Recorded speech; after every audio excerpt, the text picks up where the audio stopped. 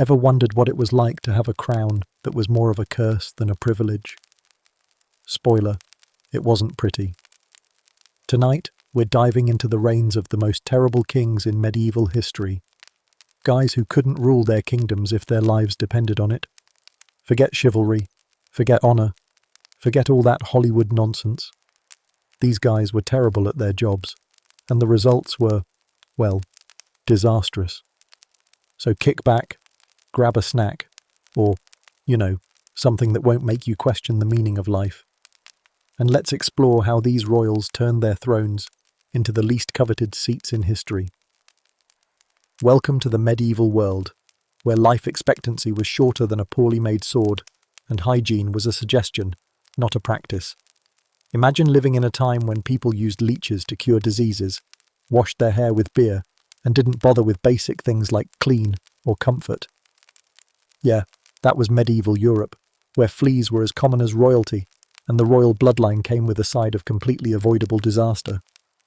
But hey, at least you could always count on a terrible king to screw things up in new and exciting ways. Now you might think of medieval kings as noble knights in shining armor, ruling with wisdom and grace. But, spoiler alert, they were usually none of those things. In fact, most of them were barely able to rule a kingdom, let alone maintain any sort of dignity. I mean, you've heard of bad hair days, right? Medieval kings invented the idea, except instead of a bad haircut, it was more like an entire country falling apart because someone thought it'd be a good idea to, say, marry their cousin or lose all their land to a bunch of angry peasants. Whoops. So why was medieval Europe such a breeding ground for bad kings? Well, let's start with the basics. The average medieval king didn't have the luxury of modern management skills or Twitter advice from self-proclaimed leadership gurus. No one was telling them, hey, maybe you should stop marrying off your daughters to other royal families, just to build alliances while ignoring the basic needs of your people. Nope. It was all about do whatever it takes to stay on the throne, while somehow not noticing that the peasants were revolting. And no, they weren't rebelling in the fun, let's throw a party way. They were actually revolting. As in, grabbing pitchforks and setting fire to your castle while you're busy throwing a tantrum about your 15th failed marriage. It wasn't all bad luck either. These kings had more than enough opportunities to not completely wreck their reigns. But, as we'll see, royal incompetence was practically a medieval tradition. Case in point, King John of England, a man who managed to get his entire kingdom stolen from him by a bunch of French invaders and a few angry barons who decided they were done with his nonsense. And that's just the tip of the iceberg. We'll dive into the details of how this man somehow lost the crown jewels of England. No, really, he couldn't hold on to a single thing. And how his temper tantrums were more effective than his military strategies. Hint, his military strategy was basically lose everything, then scream at everyone until they leave you alone. Then there's Henry VIII, the man who ate himself into oblivion and somehow thought beheading his wives was the solution to all his problems. You know, the guy who took a perfectly good Catholic kingdom and made it the laughingstock of Europe by deciding to start his own religion because he couldn't get his love life under control. Henry's reign? A complete catastrophe, marked by stubbornness, unhinged behaviour, and enough failed marriages to make any modern reality show look like child's play. Oh, and let's not forget the fact that, by the end of his reign, Henry couldn't even walk without assistance, because he ate his way into his own royal disaster. And speaking of disasters, we'll meet Louis XI of France, a king who didn't just starve his own people, he also made sure his court was a breeding ground for backstabbing and political sabotage. This guy literally thought that maintaining power meant acting like a creepy puppet master, pulling the strings of everyone around him. The result? A kingdom of suspicion, famine, and one massive screw-up after another. If you ever wondered what it looked like when a king chose manipulation over common sense, Louis is your man.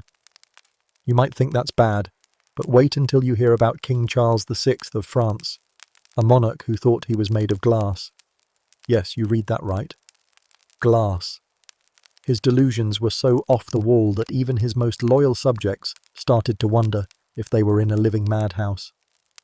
For a guy who should have been watching over his kingdom with a steady hand, Charles spent most of his time thinking he could shatter into pieces at any moment.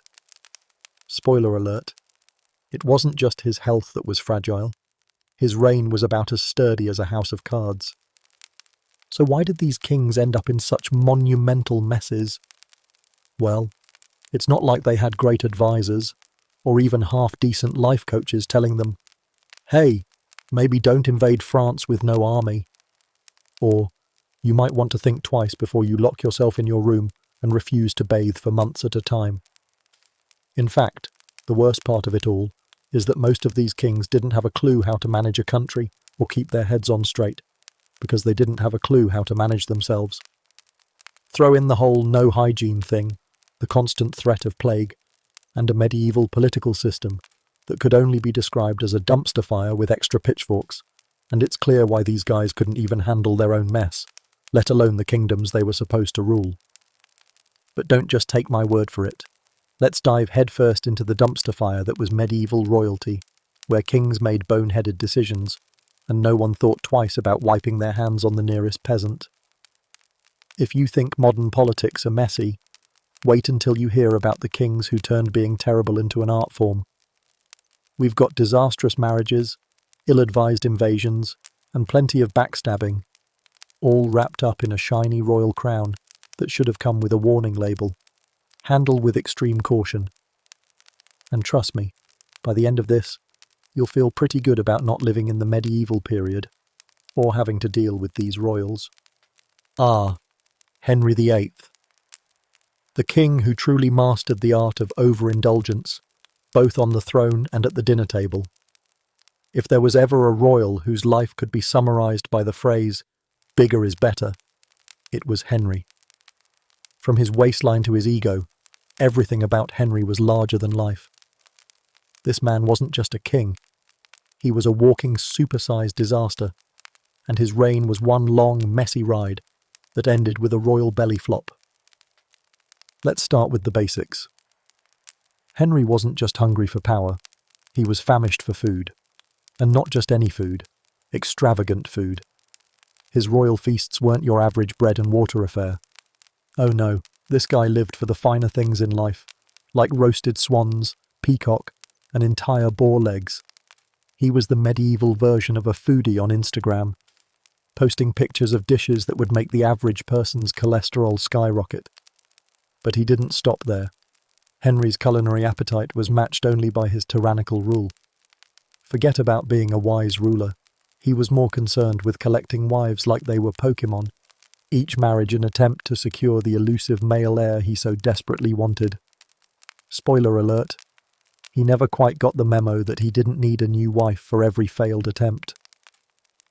Oh, but let's not just talk about his love life. Henry's love affair with food was legendary, and it wasn't a quiet, ladylike nibble on a biscuit. No. Henry treated meals like an Olympic sport. A banquet wasn't complete without platters of roasted meat piled so high it could double as a small mountain, tables covered in pies filled with every animal imaginable, from boar to peacock, and of course, endless goblets of wine that seemed to be refilled the moment the last sip disappeared. The man had a serious relationship with food, and we can only imagine what those dinner parties were like. I mean, picture yourself at a grand feast, watching Henry pile one greasy piece of meat after another on his plate, while his courtiers nervously eye the food, hoping it won't be the next course they too are expected to consume. Henry wasn't alone in this culinary chaos. His court was full of eager participants in what we could only call medieval food porn. The dishes weren't designed for enjoyment. They were meant to impress. He'd host feasts that could last for days, all while stuffing his face with all manner of meats, pies, and pastries, until even his wardrobe was about to give up on him. In fact, by the time Henry was in his 40s, his once toned physique was replaced by a barrel-shaped body that made medieval armour look more like a tight squeeze. By this point in his reign, Henry was less of a dashing king and more of a, well, let's just say the Tudor portraits really didn't do him justice. The iconic image of Henry, the one where he's standing tall, looking handsome with a broad chest and a steely gaze, was really just a well-timed moment in his youth. The truth? By the time he was deep into his 40s, Henry was more round than regal. His portraits hid a multitude of sins and pounds. They focused on a slim, youthful Henry, not the older king whose physical appearance could be described as a walking health hazard.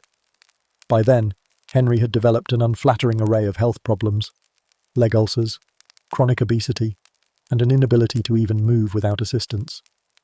But why bother with that when he could be royally enjoying his meals? While his waistline was expanding, his patience for political affairs was shrinking. Henry had already established himself as the man who didn't take no for an answer.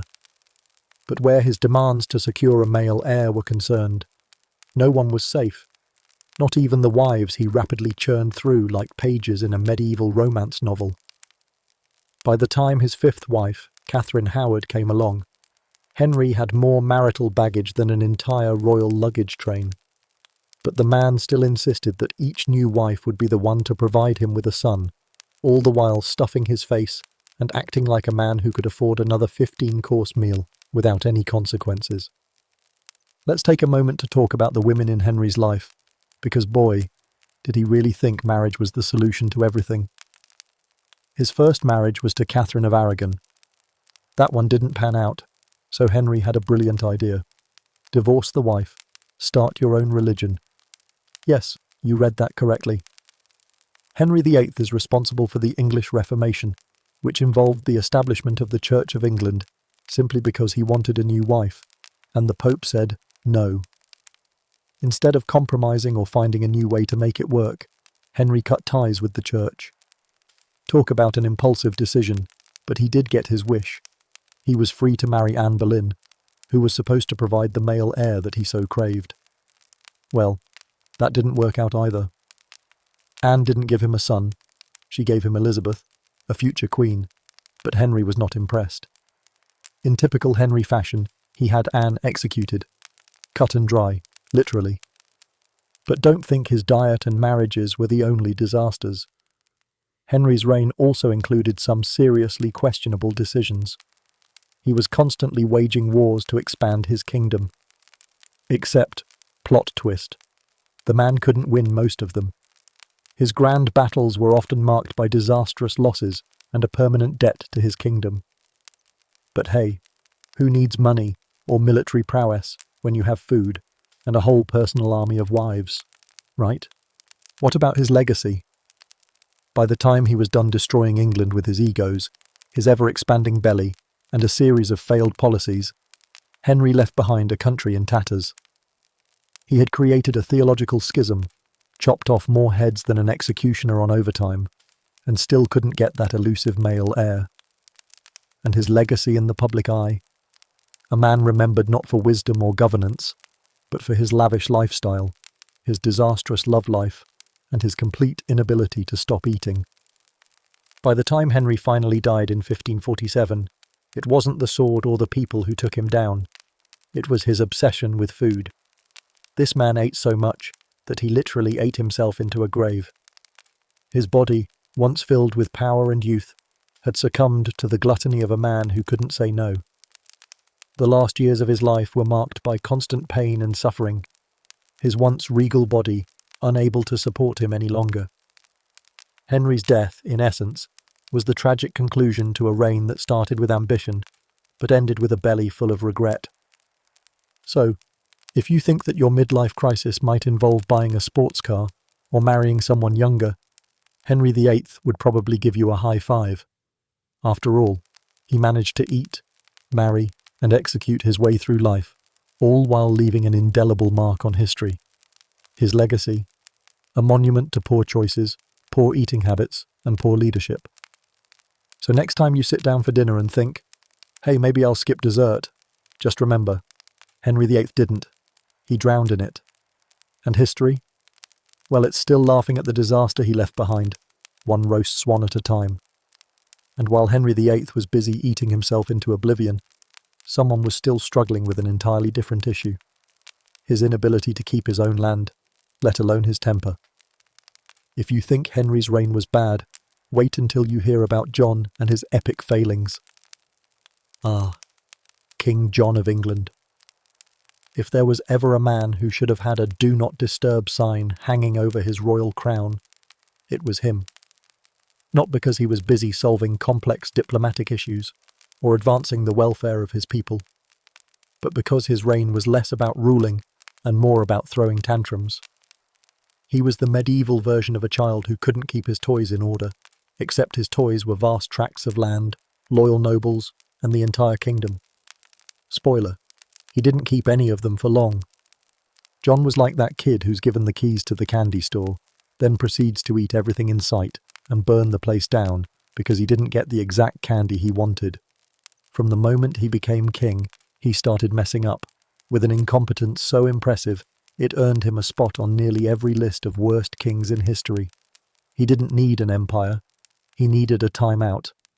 The man couldn't even keep his land, for crying out loud. Let's talk about the basics of King John's rule, which can be summarized as whine, lose land, sulk. First, he lost most of the French territories that had been under English control for centuries. France wasn't just another country on a map for John. No. He had a deep attachment to it, so deep that he lost it all. Twice. All he had to do was hold on to what was his by right, but John didn't have the patience for that. His rule was marked by constant warfare, poor decision-making, and a series of epic failures that would make even a toddler's tantrums seem tame. It wasn't just about bad luck. This guy was actively bad at his job. So what does a king do when he loses half of his kingdom to a rival? Simple. He throws a hissy fit, of course. John's response to these catastrophic losses? Demand more money from the people to fund his ongoing failures. Yeah, he was that guy. You know the type. The one who loses a board game and demands the entire pizza as compensation. As you can imagine, this didn't sit well with the people of England. They had their own problems, like trying to survive under a king who couldn't make a decision without sending the country into a downward spiral. Then, to add insult to injury, John's handling of the Magna Carta was straight-up medieval tragedy. If you've ever heard of the Magna Carta, you know it's one of the most important documents in the history of democracy. But for John, it was nothing more than a piece of paper that he could toss around like a royal napkin. If he had even understood what it was about, maybe he wouldn't have become famous for royally screwing it up. But no, when the barons demanded a reduction in his power, what did he do? He signed the Magna Carta in 1215, promising to limit his own rule and honour the rights of his subjects. Then, almost immediately after signing it, John went back on his word and declared it void. It was like giving a child a toy, watching them break it, then yelling, "It's not my fault." At this point, John's ability to maintain even the smallest amount of control over his kingdom was slipping. He lost the support of his nobles, his reputation was shot, and the Magna Carta made him look like an even bigger fool. But the real tragedy of John's reign was his temper. He had a short fuse, the kind that would snap at the slightest hint of frustration. Some of his most legendary tantrums included exiling his own mother-in-law and throwing a royal fit when one of his trusted advisors criticised him. That's right, John was a full-on spoiled brat of a monarch, but with a lot more power to back it up. Imagine someone who could throw a tantrum and send entire armies to settle a score. That's your guy. Now, let's discuss how John handled the actual running of the kingdom, which was nothing short of disastrous. He was utterly incapable of managing any aspect of his reign that didn't involve petty squabbles and demanding everyone to grovel. His ability to unite the kingdom was akin to a cat trying to herd a bunch of squirrels. The only thing John seemed good at was alienating everyone around him, from the nobility to his own family. His reckless behaviour didn't just make him unpopular, it made him a royal pariah.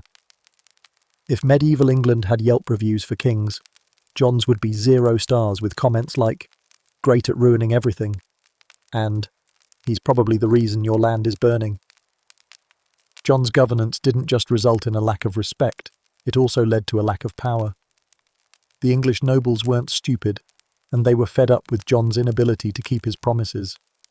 The Magna Carta was their way of forcing John into a position where he couldn't just toss around his tantrums without consequences. And yet, despite the document being signed, John couldn't even keep the simple promise of honouring the rights of his subjects. Instead, he thought he could just do what he always did, stomp his feet and pretend like nothing was happening. But his rebellious barons weren't in the mood for John's spoiled, rotten antics anymore. Despite his relentless failures, John was able to retain the throne, barely. It's a testament to just how much the English hated instability that they'd rather put up with John's disastrous reign than face another civil war.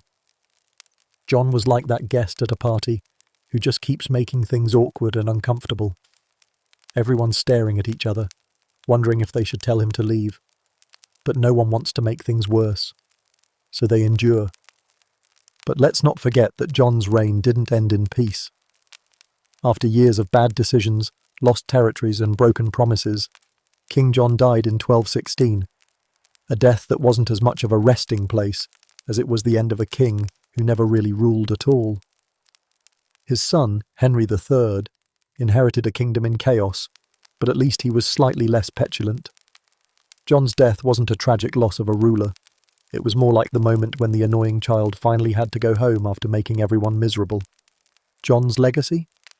A king who couldn't hold on to a single thing that mattered. He couldn't manage land. He couldn't keep promises. And worst of all, he couldn't control his tantrums long enough to actually lead a country. His reign was marked by mistakes, backtracking, and a level of immaturity so legendary that people still talk about it centuries later. If there was ever a king who deserved the title of royal brat, it was John.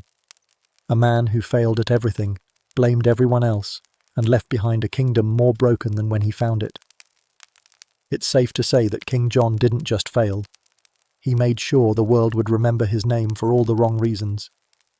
Now, if you think John had it rough with his land slipping through his fingers, imagine a king who was actively starving his people while scheming in the background. Grab your popcorn. This one's a real comedy of errors. King Louis XI of France. A man whose nickname, Universal Spider, sounds far more menacing than it should, considering he couldn't even manage to feed his people while sitting comfortably on his royal throne. This guy's idea of a good reign was less about keeping his kingdom fed, and more about weaving a web of manipulation so tangled that even the most cunning diplomats would need a pair of scissors just to escape. Louis wasn't just a king, he was the master of schemes, betrayals, and completely ignoring basic human decency. Let's dive into the mess that was his reign. Louis XI, often referred to as the Universal Spider, was so obsessed with control that he'd manipulate anyone who might help him cling to power. Forget diplomacy. Forget kindness. Louis was about playing chess with everyone around him, moving pawns to suit his needs. He was a king who thought the best way to build his power wasn't by winning battles or making friends, but by backstabbing, underhanded deals, and being that guy who always claims he totally meant to do something, but definitely didn't. It's hard to imagine how one person could be so thoroughly unpleasant while simultaneously failing at basic governance. But Louis found a way. And speaking of governance, let's not skip over how well Louis managed to run the kingdom, or should we say, mismanage. His reign is remembered as one where famine became an almost inevitable outcome for the common folk. This is the king who, in the face of terrible droughts and food shortages, somehow managed to let his people starve to death. You know, because feeding your population might not be the top priority when you're too busy figuring out how to sabotage your own allies. Imagine being the ruler of a nation and thinking, what's the most important thing to focus on today? And then deciding hunger is just something that works itself out. Louis wasn't interested in feeding people when he was busy plotting the downfall of his nobility. Sure, he was sitting on his luxurious throne, but his thoughts were clearly more preoccupied with betrayal and conspiracy. And let's face it, starving your people while you're enjoying a lavish banquet seems like the kind of thing only a man with absolutely zero self-awareness would do. Louis's strategy for famine management? Simple.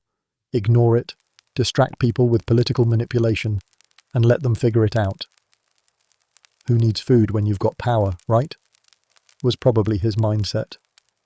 His treatment of famine is almost like he thought hunger was some sort of personal failure on the part of his subjects. After all, the king had his plate full.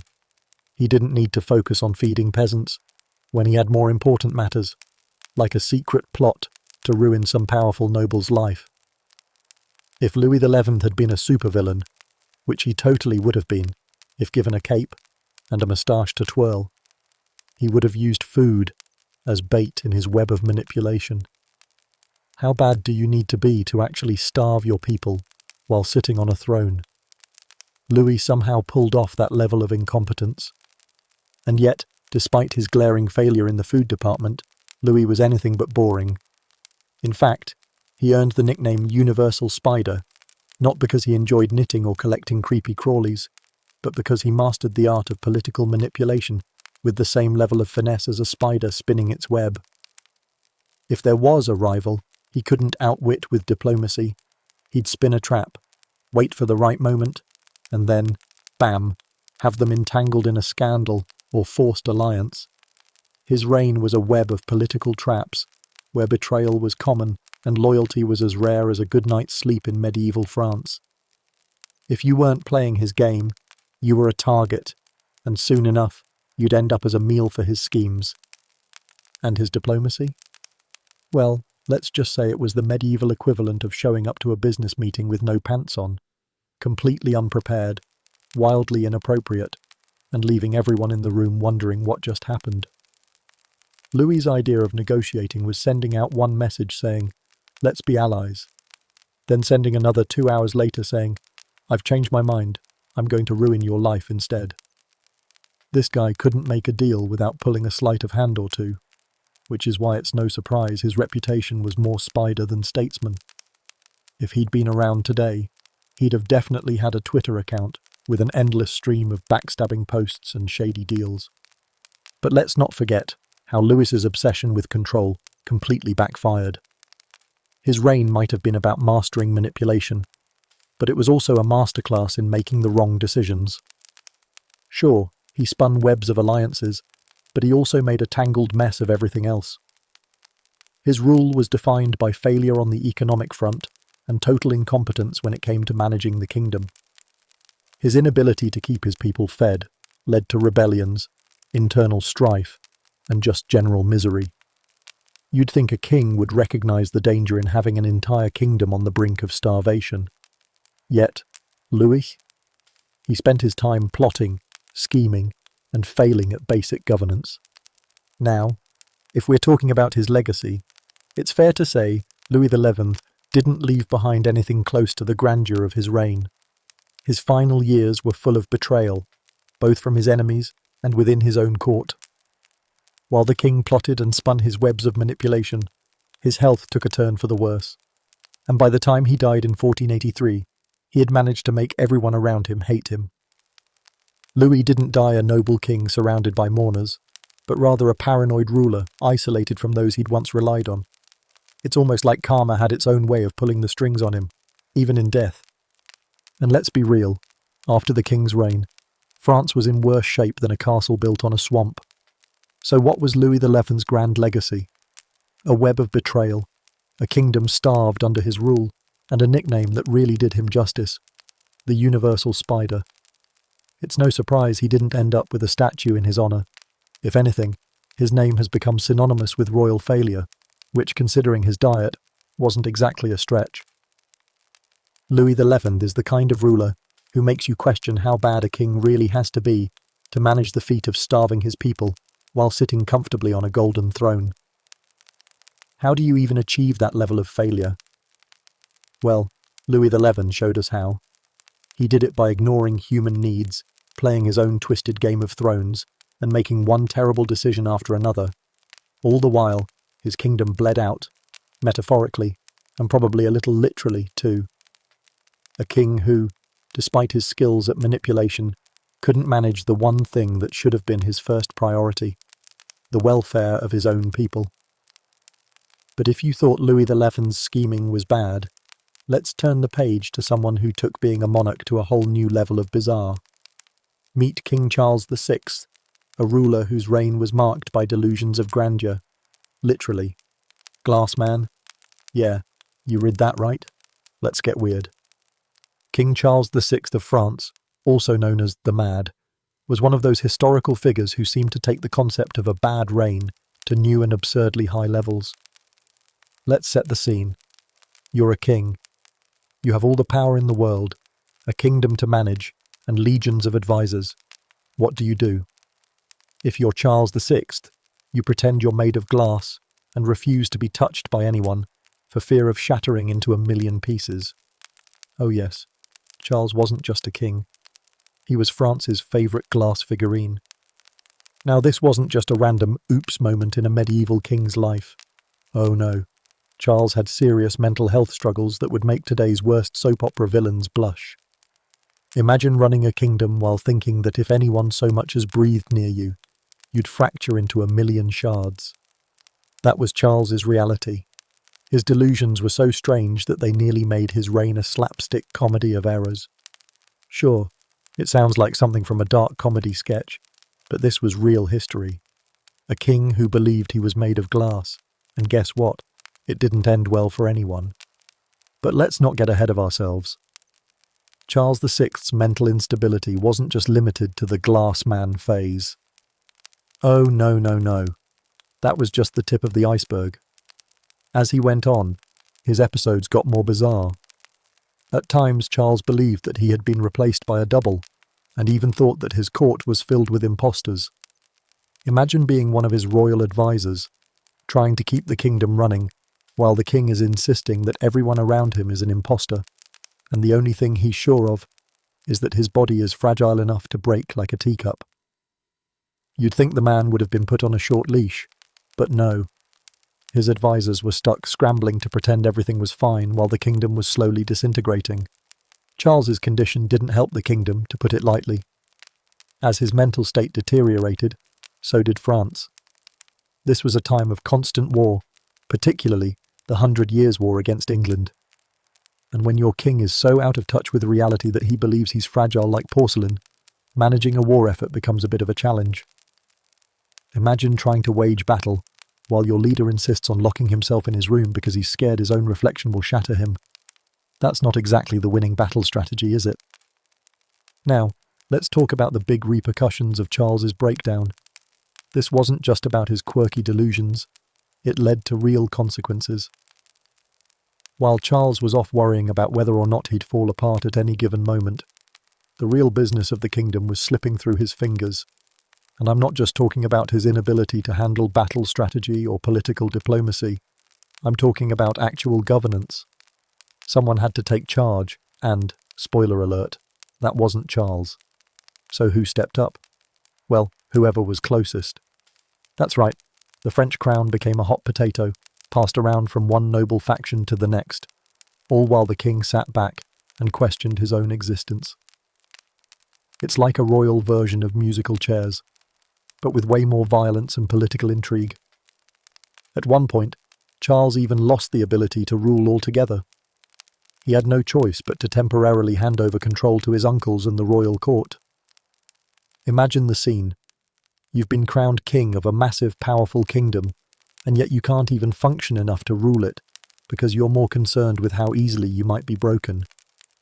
You'd expect that level of dysfunction to come from a fictional king, not the real deal. But Charles? He was as real as it gets, and as fragile as he thought he was. Now, let's get into the glass man phase of his reign, which deserves special mention for its sheer absurdity. Charles VI's fixation on his fragility became so extreme that it started to affect his interactions with everyone.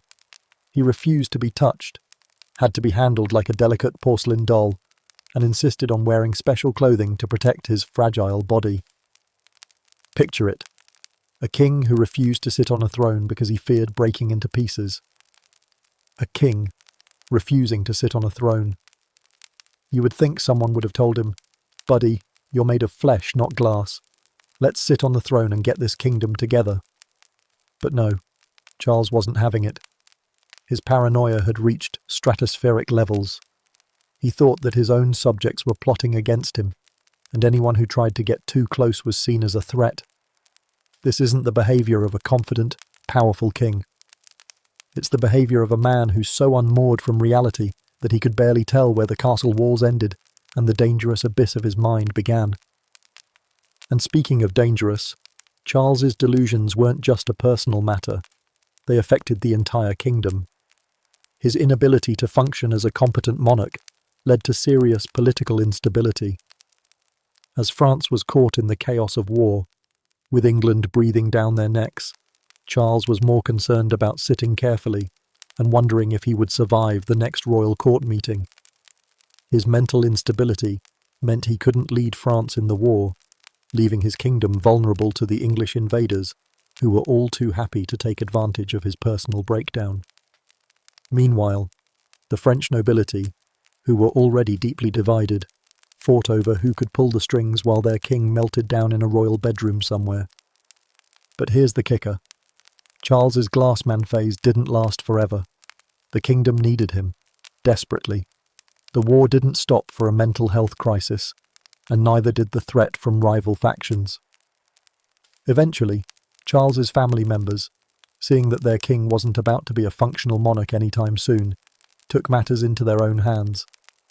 His wife, Isabella of Bavaria, had to step in as the queen, trying to hold the ship together while Charles literally sat it out, convinced he'd shatter like glass at any moment. It was the kind of chaos where no one knew who was in charge, and the king, the actual king, was too mentally unstable to keep it all from falling apart. Charles eventually got some periods of clarity, but even then, the damage was done. His incapacity to rule, combined with his delusions and his inability to delegate leadership, set France up for disaster. When Charles died in 1422, his reign ended not with a roar, but with a whimper, leaving a kingdom in turmoil and a royal family fractured. France was in such disarray that Charles's successor, his son, was barely old enough to walk, leaving the country to be ruled by regents who had to pick up the pieces of his failed reign. So what do we learn from Charles VI? Well, if you're going to rule a kingdom, try to make sure you're not convinced you're made of glass. If you're unable to take charge because you're too busy worrying about being shattered, maybe the crown isn't for you. Or, at the very least, maybe don't pass it down to your heirs when the place is falling apart. Because when the king is mentally absent, paranoid about his own fragility, and leaving the kingdom in disarray, the results are pretty disastrous. You might end up with a country that's ready to break just like its ruler. After Charles VI went full glass man on his kingdom, there's someone else who managed to be just as tragically interesting despite his physical struggles. Let's see how he managed to juggle illness and war. Baldwin IV of Jerusalem. The guy who tried to lead a kingdom in the middle of a crusade while dealing with leprosy. Yes, leprosy. Now, I don't know what kind of superhuman self-confidence you need to run a kingdom in the Middle Ages, but I'm fairly sure it doesn't come with open sores and an immune system that's completely checked out. Baldwin's reign is like the medieval version of trying to run a marathon with your legs tied together. Impressive, tragic, and ultimately unsuccessful. Imagine leading a group of medieval crusaders, already emotionally exhausted from constant warfare, while your own body is slowly falling apart. No, seriously, take a second to think about how much of a nightmare that must have been. Here's a king who's out on the battlefield in full armor, desperately trying to defeat his enemies, only to realize that his own body is slowly deteriorating. It's like trying to run a company while dealing with the world's worst hangover every day. That was Baldwin IV's life. He was fighting not only the Saracens, but also his own rapidly failing body, and spoiler alert, it didn't go well for him. Baldwin's leprosy didn't exactly make him the picture of a heroic leader. In fact, it made him the opposite. He was often in pain, dealing with blisters, ulcers, and a body that was clearly losing the battle against itself. While other kings had the luxury of leading with clear minds and healthy bodies, Baldwin was stuck with both a crippling illness and a crippling military situation. He had a brilliant mind, but unfortunately, It was housed in a body that seemed hell-bent on betraying him at every turn.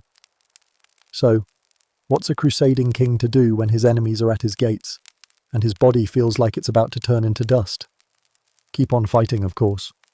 Let's talk about his battles for a moment. Baldwin wasn't exactly unsuccessful. He did win some pretty notable fights. The Battle of Montguzar in 1177, for example, was a glorious victory where Baldwin, with his army of barely enough men and a body that was starting to resemble a leper colony, took on the mighty Saladin's forces. And guess what? Baldwin won. This moment in history would have been a huge deal, except Baldwin's victory wasn't just celebrated for his strategic brilliance. It was celebrated because he actually survived long enough to see the victory. Baldwin IV had a way of showing his enemies that no matter how miserable his health got, he wasn't about to throw in the towel. No, sir. He'd just keep battling on, possibly because he had no choice but to. But, of course, his chronic illness wasn't the only thing that sabotaged Baldwin's reign. There was the whole issue of political instability in the kingdom. The man spent most of his reign battling a two-front war, one against his own deteriorating health, and another against the ever-present threat of Saladin and the Saracens. And if that wasn't enough, Baldwin had to navigate court intrigue, betrayal, and the fact that most of his noblemen wanted power for themselves. What a party, right? Baldwin's situation was like trying to fix a broken car while someone's constantly stealing your tires. Not an ideal position for a king, and while Baldwin was pushing himself beyond the limits of normal human endurance, his leprosy started to advance faster. As his body deteriorated, so did his ability to maintain control over the kingdom. His health problems became so severe that he couldn't even hold court properly. So what happens when a king can't rule effectively? Well, you get chaos. The power vacuum left by Baldwin's absence didn't just result in weak leadership. It resulted in a kingdom on the edge of collapse. His regents and advisors weren't exactly tuned into the idea of unity, and the kingdom's political problems only worsened. Baldwin's hopes of creating a lasting Crusader kingdom were crumbling, not because of Saladin's armies, but because his own people couldn't hold it together in his absence. But here's the kicker.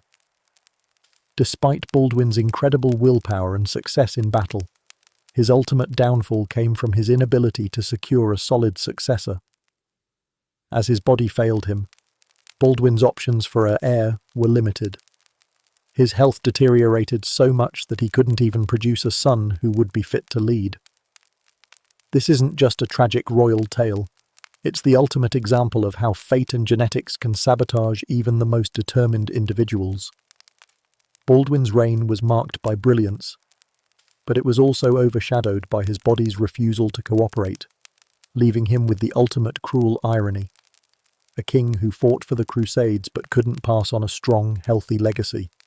If we're being honest, Baldwin IV's reign was tragic in the purest sense of the word. He fought like a lion, but his body was a decaying house of cards. Every victory on the battlefield was a reminder of his courage and determination, but also a reminder of how fighting for survival was just as important, if not more so, than fighting for victory. His body was a war zone in itself, slowly and relentlessly deteriorating until it couldn't keep up with his own ambitions. If ever there was a king who fought a battle on two fronts, it was Baldwin. He wasn't just fighting to keep Jerusalem, he was fighting to keep himself from falling apart, and he barely managed to do both. Baldwin IV eventually passed away in 1183, leaving a kingdom in disarray and a legacy that was both awe-inspiring and heartbreaking. His death marked the end of a man who had fought tooth and nail against a debilitating illness and the forces of history. What's even more remarkable is how Baldwin, despite all his suffering, managed to remain a symbol of strength. Not for the typical reasons. He didn't conquer vast lands or defeat overwhelming forces, but for his ability to keep leading, despite his personal torment. This was a king who, even when it seemed impossible, kept fighting for what he believed in. And yet, despite all the valor, the ultimate defeat wasn't at the hands of an enemy. It was in the body he couldn't control. So, What can we learn from Baldwin IV? Well, maybe next time you feel bad about not going to the gym or struggling with a minor health issue, just remember Baldwin. This was a king who fought an army and a disease, and still managed to make history, even though the world kept trying to break him down. He couldn't win the crusade, but in a sense, he won the admiration of anyone who knows his story. And yet, his personal struggles and ultimate downfall are a testament to the harsh reality of the time. Baldwin IV wasn't just battling the Saracens, he was fighting his own body. And in the end, that's the true tragedy of his reign. So while Baldwin IV struggled against both his body and his enemies, another king's downfall was entirely self-inflicted, and not due to leprosy, but more of a poor decision-making kind of thing. King Richard II of England, the monarch who inherited the throne at the tender age of 10, and somehow managed to screw things up so thoroughly that history remembers him as one of England's most tragically incompetent kings. But let's be honest, it wasn't really Richard's fault. He didn't ask for the crown when his dad conveniently kicked the bucket, and he probably had no idea what he was doing. Unfortunately, being a king requires more than looking good in a crown. It requires making decisions that won't end with you getting betrayed, exiled, or locked up by your own people. Spoiler alert, Richard failed spectacularly at all of these. For a kid who grew up surrounded by royal advisors, court politics, and endless privileges, Richard's lack of political savvy is almost impressive. If there was a way to do something wrong, Richard managed to find it. The man couldn't handle a good uprising without having a full-blown meltdown. You'd think a monarch would know that allowing the peasants to riot, starve, and basically tear the country apart is probably not ideal. But Richard II? Well, his decision-making was about as sharp as a rubber sword. The first sign that Richard was not exactly the strong leader England needed was his inability to handle the peasants' revolt of 1381. The peasants weren't exactly asking for much, just the usual.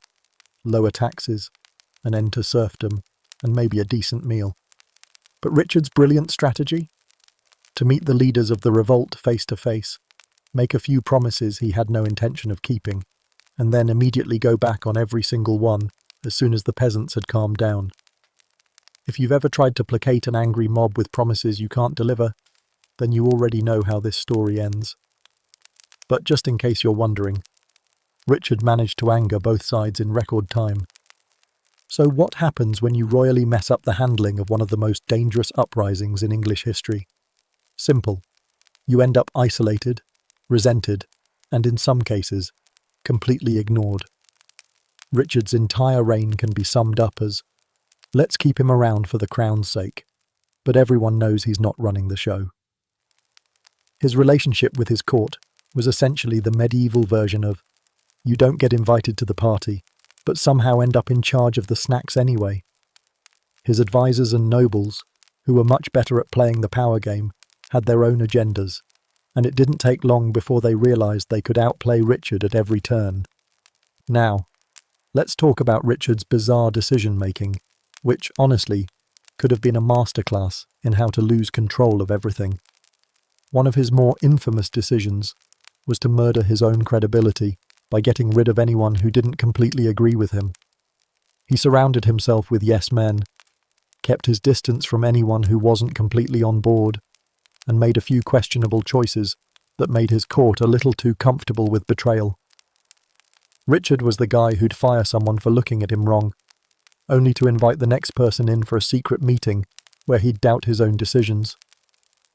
It's like having a king who couldn't decide on lunch, but still managed to make everyone else around him starve.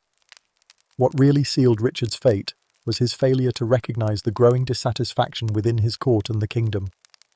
He let a combination of political scheming, family betrayal, and his own refusal to listen build up until it was impossible for him to maintain control.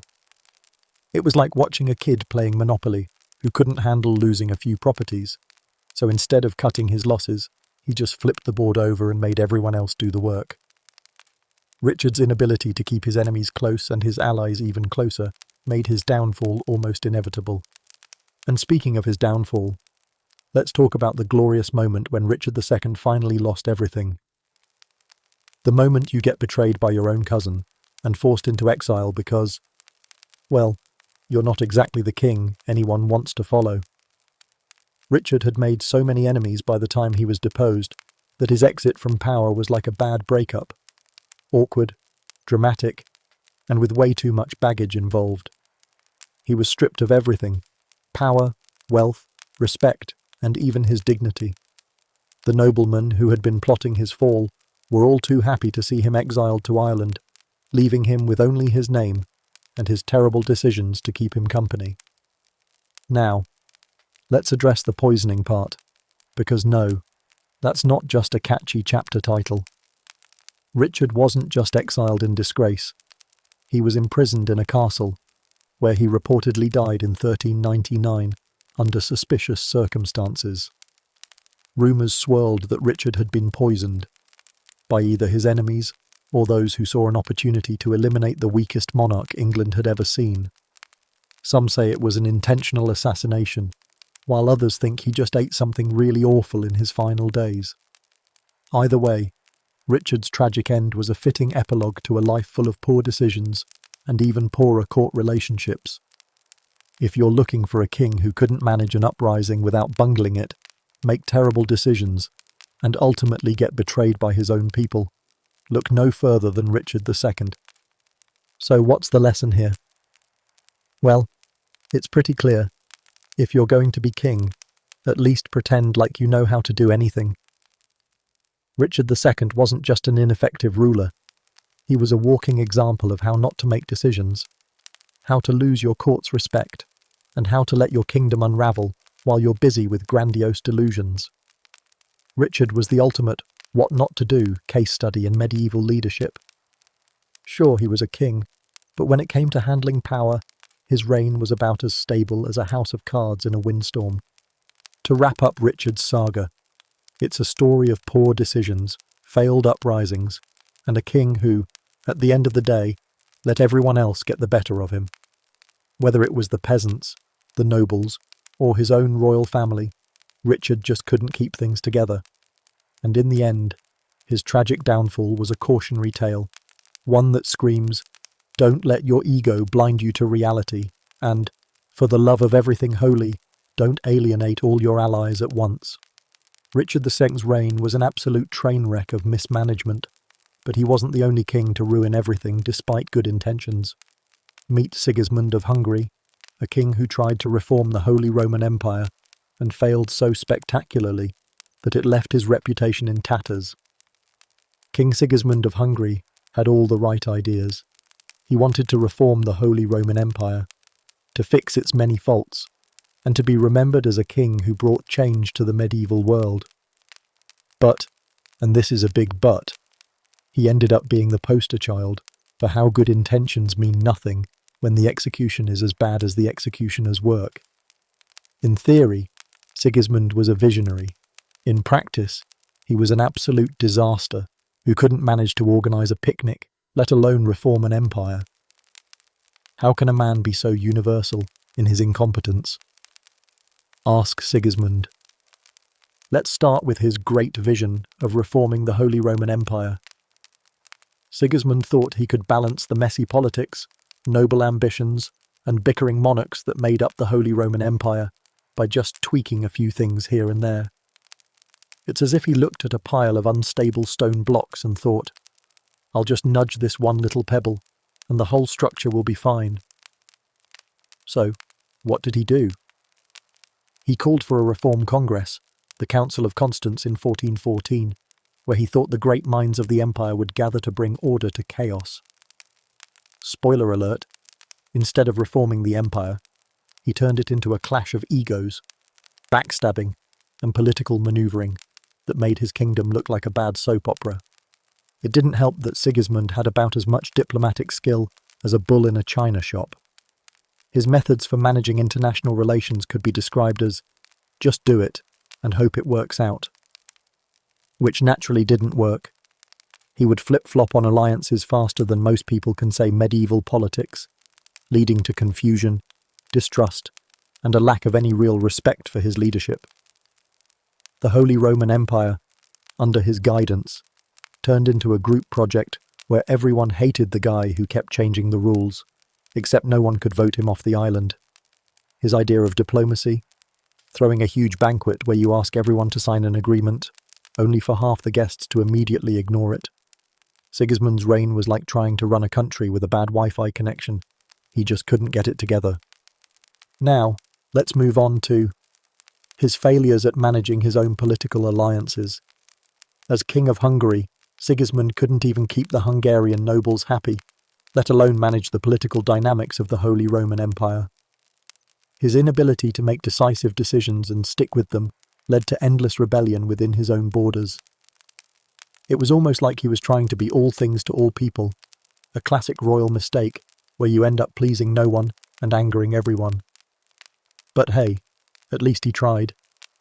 He tried to give the nobles some power, then took it away, then gave it back, then forgot he gave it back. As a result, he left Hungary shattered under his rule, like a cracked plate held together by chewing gum and the nobility's constant outrage. Sigismund couldn't hold on to his own kingdom, let alone a fragmented empire. But you gotta admire the effort, right? In an attempt to secure the eastern front of his empire and counterbalance his less than friendly neighbours, Sigismund also tried to secure alliances with the Ottoman Empire, among others.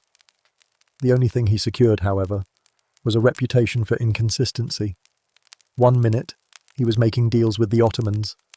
The next, he was making deals with the Christian kingdoms, creating a muddle of alliances where no one knew who was loyal to who. It's as if he handed out friendship bracelets to all his enemies, hoping the glitter would hold the empire together. Spoiler alert, it didn't. But hey, he tried.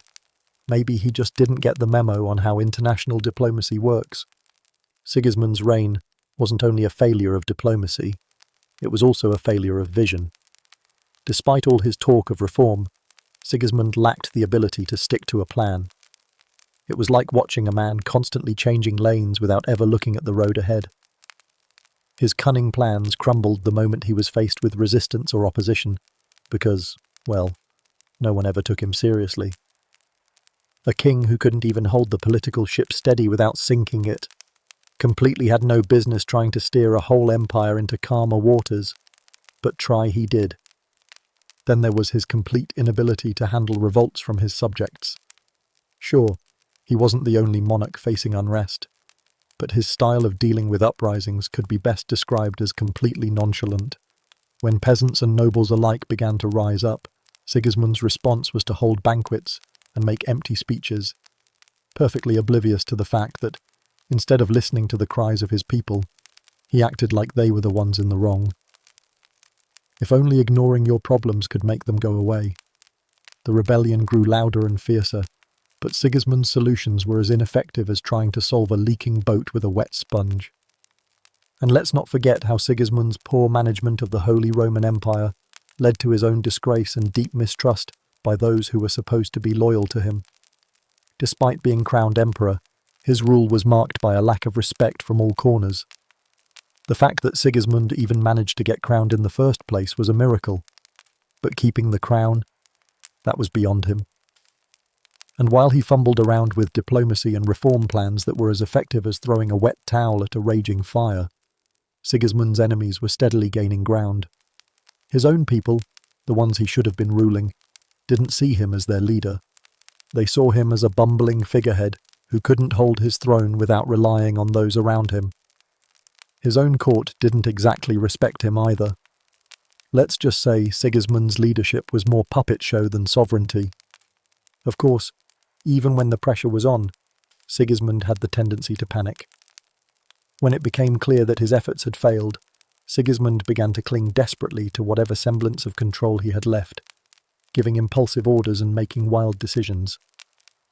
These decisions often made things worse for himself, because as history would show, when you have no real vision, random decisions only speed up the collapse. Sigismund's kingdom, just like his empire, continued to unravel as he tried to hold it together with nothing more than good intentions and pathetic execution. What's the moral of the story here? Well, good intentions count for nothing when you don't have the competence to follow through. Sigismund's reign was one big, what not to do guide for anyone interested in ruling an empire. He made countless blunders, fell victim to his own ego, and created a legacy that will forever be remembered as a tragic comedy of failed reform. No matter how much you want to make your kingdom better, if you don't have the skills to actually do it, you're better off just kicking back with a crown-shaped stress ball and letting someone else take over. In short, Sigismund tried, but his good intentions were overshadowed by his complete inability to execute anything. When your legacy is marked by political chaos, failed diplomacy, and bitter betrayal, you've got to wonder if the whole reform thing was ever even on his radar.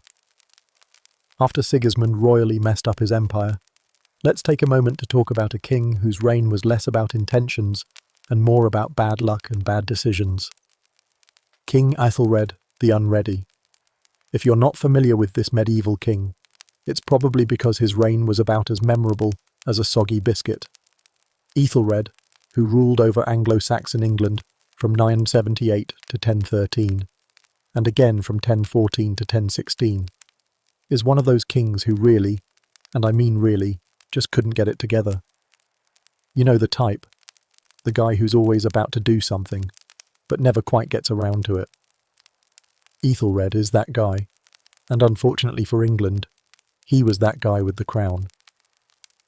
Now, when we think about kings, we tend to imagine strong, bold leaders who rise to the occasion and defend their kingdoms from invaders. You know, the kind of leader who would take on a whole fleet of Vikings with nothing more than a battle axe and an epic speech. But Aethelred, well, he was the anti-hero of medieval leadership. He had no battle axe, no great speeches, and the Vikings. They weren't exactly quaking in their boots. In fact, they were probably laughing all the way to the shore as Aethelred fumbled his way through one failed decision after another. This was a king who looked at the Viking threat and thought, I'll get to that later. The defining moment of Aethelred's reign was his complete failure to prepare for the Viking invasions. Now, to be fair, he had plenty of time to get ready.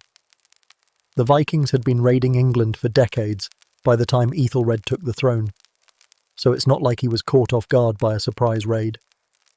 He knew the Vikings were coming. Everyone knew the Vikings were coming. But Aethelred's strategy for dealing with the impending doom, well, it can be summed up as, cross your fingers and hope it works out.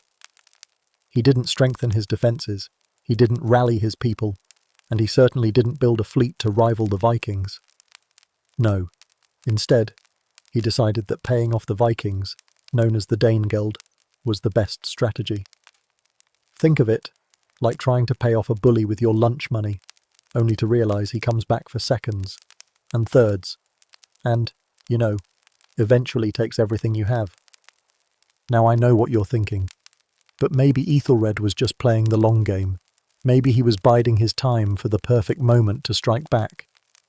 Nope, no long game. Just a king who was always about to get things together. Every time a Viking fleet came to raid, Aethelred would scramble around, calling on his nobles, sending messengers, and maybe, just maybe, getting ready to do something. Unfortunately for him, the Vikings weren't playing games. They were raiding, plundering, and taking over lands while Aethelred was busy thinking, I'll deal with it tomorrow. Then, of course, came the disastrous St. Brice's Day massacre in Whitanzun II.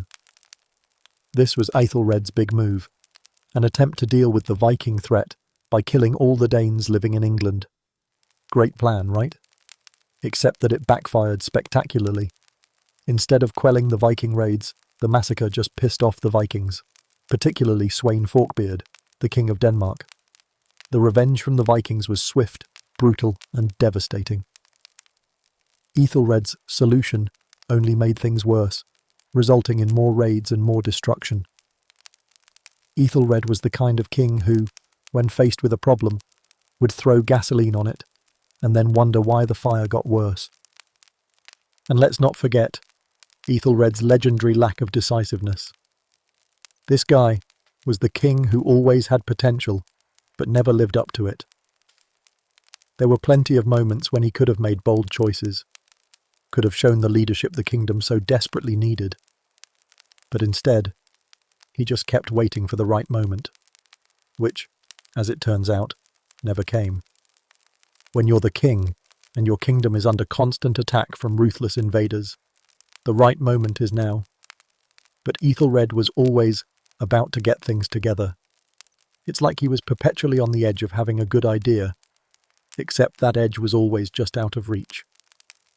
By the time Ethelred's reign ended, the Vikings had essentially won. He had managed to lose not one, but 2 Viking invasions, had his kingdom raided, and his credibility as a ruler was shredded. His own nobles didn't exactly trust him, and even his own people were getting tired of his inability to handle anything. Eventually, Ethelred's son, Edmund Ironside, would step in to take over the scraps of what was left of the kingdom. Ethelred's own failure to prepare became the ultimate burden for his heirs. Instead of leaving them a strong, fortified kingdom, he handed them a mess of a country that had been picked apart by invaders while he waited for the right moment to act. In the end, Ethelred's reign was a perfect example of how good intentions mean absolutely nothing when you completely botch the execution. Ethelred wasn't evil. He just wasn't good enough to lead. Every time he could have acted, he didn't. And when he finally did act, it was too little, too late. A king who always promised change but never delivered is a king who is forgotten by history. Well, that's not totally true. He's remembered for his inability to stop the Vikings, his complete lack of foresight, and his tendency to do everything wrong at exactly the wrong time. So, let's be clear. Ethelred was the king who tried to get it together, but never quite managed to. So what's the lesson here?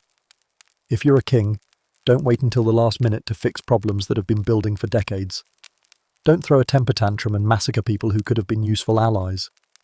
And for heaven's sake, don't rely on paying off raiders as a long-term strategy. If Ethelred had taken action sooner, maybe he wouldn't be known as the unready. But then again, maybe that's what happens when you're always just about to get things together. Ethelred's reign is one big if only. If only he'd acted. If only he'd been decisive. If only he hadn't kept thinking, I'll deal with this tomorrow. Instead of going down in history as a mighty ruler, Ethelred went down as the king who couldn't even handle the Vikings. And that, folks, is how a crown goes to your head, but doesn't do anything for your ability to lead. Now, if you thought Ethelred's incompetence was bad, let's move on to a king who took losing his throne to an entirely new level. He got overthrown by his own mother. Things are about to get really awkward. Edward II of England is one of those monarchs whose reign seems tailor-made for reality television. His entire rule was like a Shakespearean tragedy mixed with a soap opera, where the stakes were high, but the competence was non-existent. Imagine the humiliation of being overthrown by your own family, your wife, your mother, and a few random nobles, all of whom apparently agreed that you were so bad at your job that they decided you were better off not being king. And this wasn't a quiet, passive-aggressive takeover. Oh no, this was a full-on family coup, where your own wife and mother got together and basically said, "You know what, Edward? It's time for you to step down and let someone who knows what they're doing handle the throne." Now let's talk about the man himself, Edward II. If there were ever a king who completely misunderstood the responsibilities of leadership, it was him. To start with, Edward didn't have much of a grasp on the whole kinging thing. His reign was one long, drawn-out case study on how to royally screw things up. It didn't help that he was constantly at odds with his noblemen, who were generally more competent at running the country than he was. And if you think that was bad, let's not forget his truly disastrous relationship with his wife, Isabella of France, who, at first glance, seemed like a strong political partner, but soon turned out to be a scheming mastermind. Edward's marriage to Isabella is one of the great royal love stories, except that it's not really a love story at all. It's more like a cautionary tale of how to piss off your wife and lose your throne in the process. Isabella, who was originally married to Edward to secure a political alliance, quickly realized she wasn't getting much out of her marriage. Edward was far more interested in his favourite male companions, namely Hugh Despenser the Younger, than he was in his wife. Yeah, Edward made the classic mistake of alienating his wife while getting a bit too cosy with a few male friends. Isabella, with increasing frustration over her husband's behaviour, found an unlikely ally in none other than her lover, Roger Mortimer. Together, they made it their mission to take down Edward and take control of the throne. You can almost hear the whispering. Can you believe this guy? We're stuck with him, and he can't even keep his own family happy. Let's just do it ourselves. So how does it feel to have your own wife plot against you with the help of your mother and your most trusted advisors? It feels pretty terrible, honestly. Edward had all the opportunity to build alliances, strengthen his rule, and show some competence. But instead, he did what any bad king does. He alienated everyone. It wasn't just that Isabella didn't like him. Oh no. It was that he made enemies by handing too much power to his favourite dispensers and undermining his barons. Edward's relationship with his nobles was like a really awkward Thanksgiving dinner, where no one wants to talk to him, but no one has the guts to leave. This is what you get when you're a king who'd rather play favourites than manage a nation's affairs. And it wasn't as though Edward didn't have plenty of warning signs. Things were so bad that even his own mother, Queen Eleanor, sided with his enemies. Imagine losing your crown to your wife and mother. That's a pretty remarkable level of failure. And let's be real here. How bad do you have to be as a king to let that happen? Edward somehow managed to piss off both sides of his family. He was a king who could have led England to greatness. But instead, he spent his reign embroiled in petty disputes, favouritism, and alienating the very people who had the power to keep him on the throne. Now, the moment when Edward's reign came to an end was truly spectacular. In 1326, Isabella, with her lover Mortimer, led an invasion of England. By this point, Edward was so unpopular that he had very few supporters left. His power was non-existent, and his last-ditch attempts to rally support were as successful as trying to put out a fire with gasoline.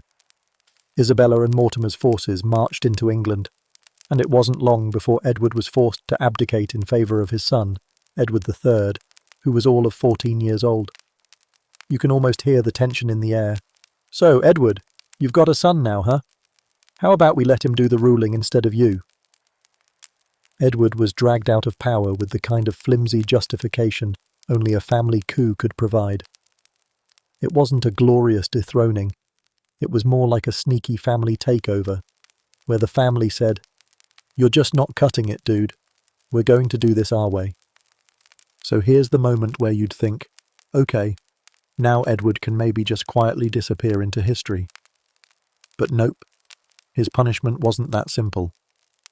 Edward was imprisoned in Corfe Castle, where he was kept under house arrest. And as if things weren't already humiliating enough, there are rumours that Edward met his end in the most undignified way imaginable.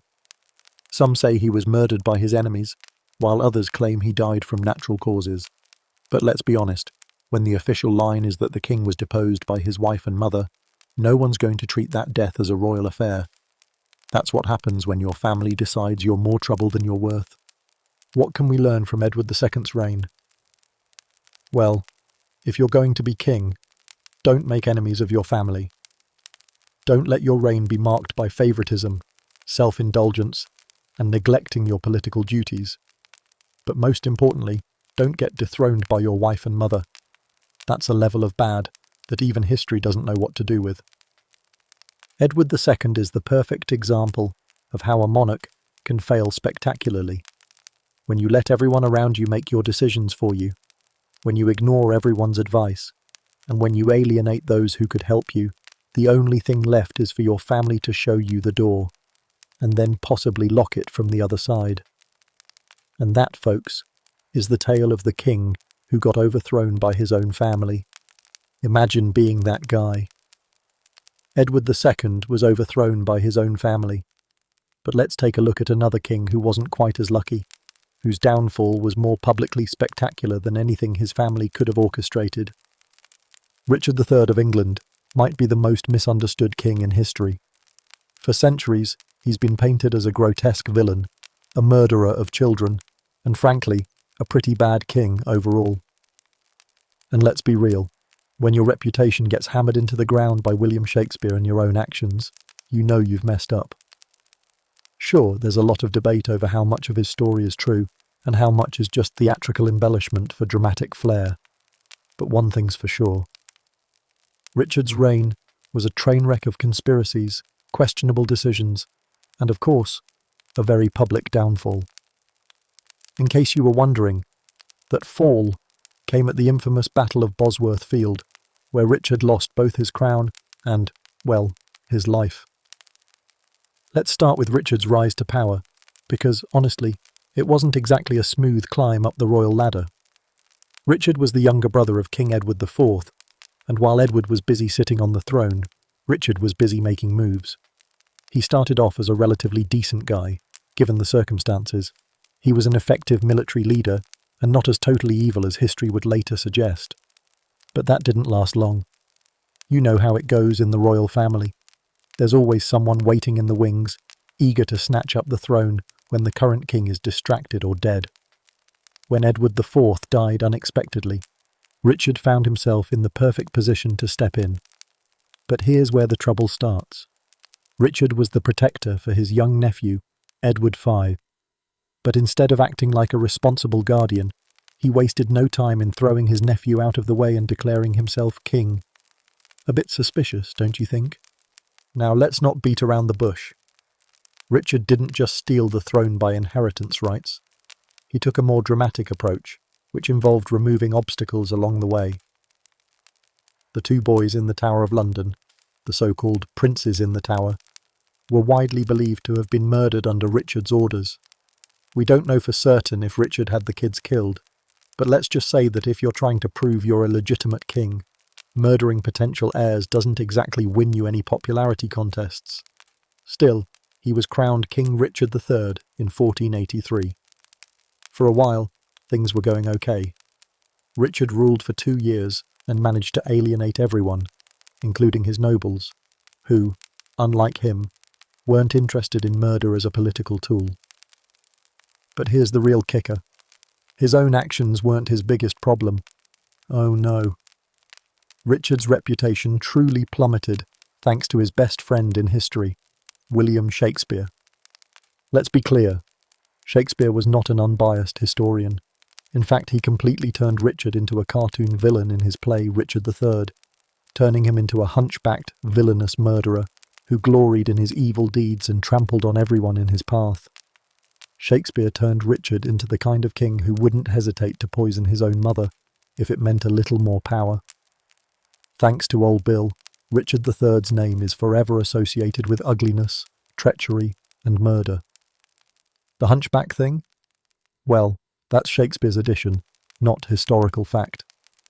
In reality, Richard was probably just a guy with scoliosis. But once Shakespeare got his hands on the story, Richard became the ultimate villain in one of the most enduring plays of all time. Way to go, Bill. As for the actual historical record, Richard's reign wasn't exactly a success.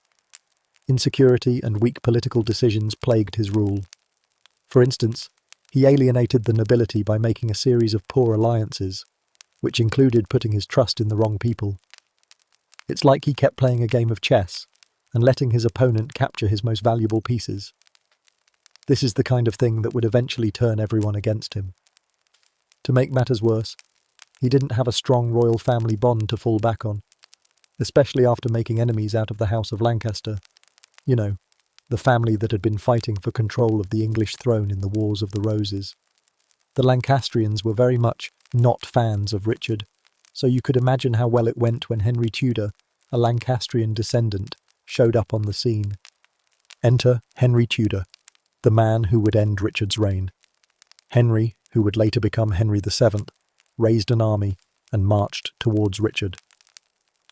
The Battle of Bosworth Field in 1485 is one of those moments where you can't help but laugh at how badly things went for Richard. Imagine this. Richard, who thought he was invincible, charged straight into battle with a daring, overconfident move, while his army was slowly being picked off by Henry's forces. It wasn't so much a battle as it was theatrical disaster.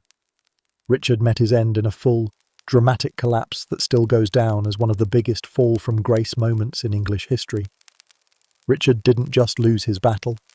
He lost his life, his crown, and a reputation so bad that even 100 years of royal descendants couldn't fix it. Richard's death didn't exactly improve his image either.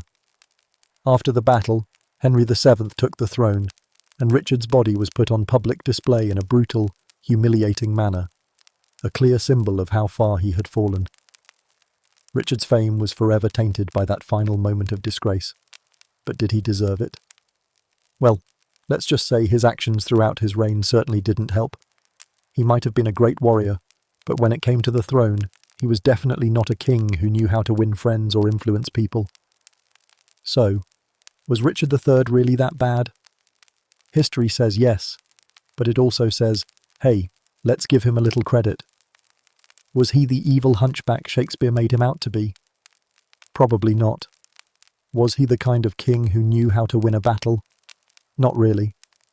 At the end of the day, Richard III is remembered not so much for his failures as a king, but for how he let his reputation crumble, thanks to his own actions and the dramatic embellishments of Shakespeare. After all, if you let your reputation be destroyed by a play written centuries after your death, you know you've made some seriously questionable life choices. So here's the moral of the story. Don't let Shakespeare write your story, unless you don't mind being remembered as the worst king in history. Richard III might have been a competent military leader at times, but he didn't know how to play the political game. And as it turns out, if you can't keep your enemies close, even your crown won't be safe. Literally. And while Richard III was busy making his own enemies, let's shift gears to a king whose enemies were mostly the poor and the church. Meet Philip IV of France, a monarch who decided to piss off everyone while he pursued endless wealth and royal control. If there's a guidebook to making sure nobody likes you, Philip probably wrote it. Ah, King Philip IV of France. If you're looking for a role model in benevolent leadership, then look somewhere far from this guy. Known as Philip the Fair, his nickname was about as accurate as calling a rabid wolf friendly. This guy's reign is a masterclass in how to make yourself universally hated. Rule number 1. Start by exploiting the peasants. Rule number 2. Annoy the Pope. Rule number 3. Pursue wealth relentlessly at the cost of everyone around you. And voila, you've got yourself a king who will be remembered in history for how badly he alienated just about everyone. Philip IV didn't just steal from the poor, he practically built a career on it. And his conflicts with the church? Let's just say that if the Pope had a grudge book, Philip's name would have been written in permanent ink. Philip's first major move was a real crowd pleaser. He decided to tax the living daylights out of his people. That's right. Philip wasn't content with the usual medieval kingly taxes. No, he went full capitalist and drained the peasantry. The average French peasant under Philip was working about 16 hours a day, but instead of seeing any benefit from their labour, they saw their hard-earned wages disappear into the pockets of their king. So, what did Philip do? He raised taxes, but not on the rich nobles, oh no. He went straight for the peasants, who were already living in miserable conditions. Let's face it, if you're the king and your people are starving, you don't exactly win any popularity contests when you suck the life out of them. Now Philip had an interesting way of justifying his need for more money. You see, there was this little thing called the 100 Years' War, which Philip had a very loose grasp of how to finance. So instead of going the normal route of asking his rich buddies for a little help, he doubled down on the peasants. And of course, when the peasants inevitably complained, Philip did what any self-respecting monarch would do. He blamed the church. Why? Well, because the church had money. In fact, the church had a lot of money. Plenty of money. And Philip wanted it. Why bother with the pesky social contract when you could just turn to the church's coffers, right? That brings us to one of Philip's greatest achievements, his conflict with the Pope. Now, that was a rivalry for the ages. Philip had a special talent for pissing off popes, and Pope Boniface VIII was no exception.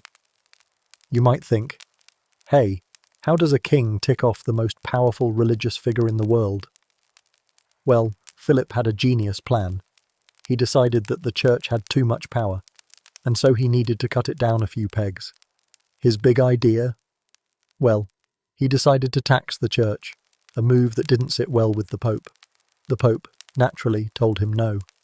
And that's when Philip decided to really step up his game. He had Boniface kidnapped.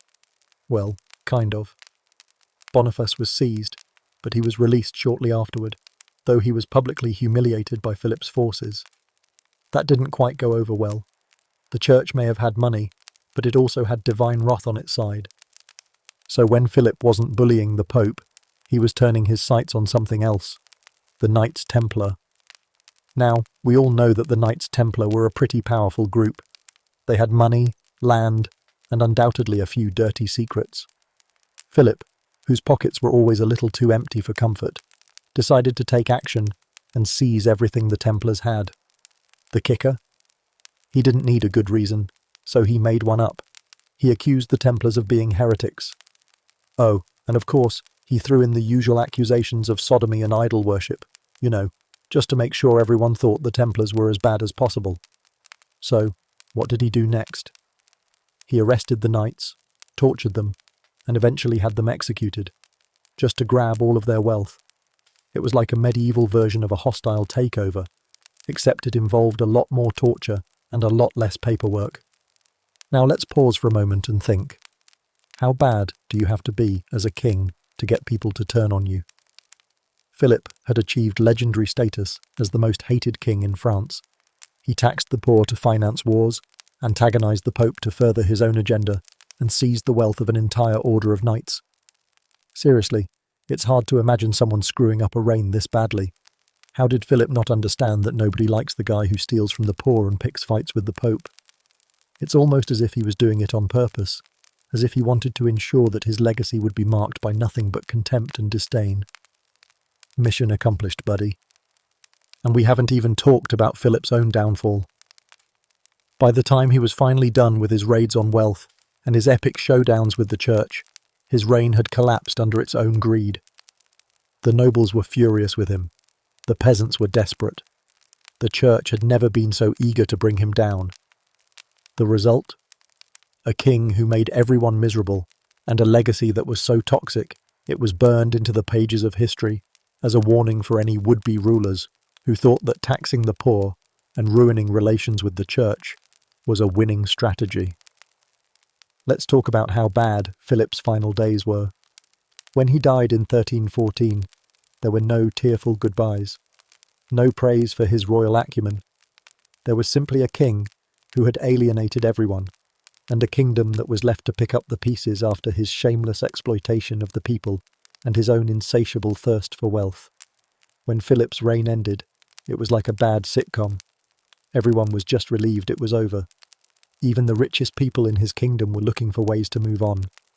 It was universal relief, and not in the way that a beloved monarch would be remembered. No, this was the king who managed to alienate everyone, from his people, to the Pope, to the poor Templars. So, what's the takeaway from Philip IV's wildly successful path to being universally hated? If you want to make sure that history remembers you as one of the worst kings of all time, here's your playbook. Exploit the poor, pick a fight with the Pope, and seize as much wealth as possible, no matter who you hurt in the process.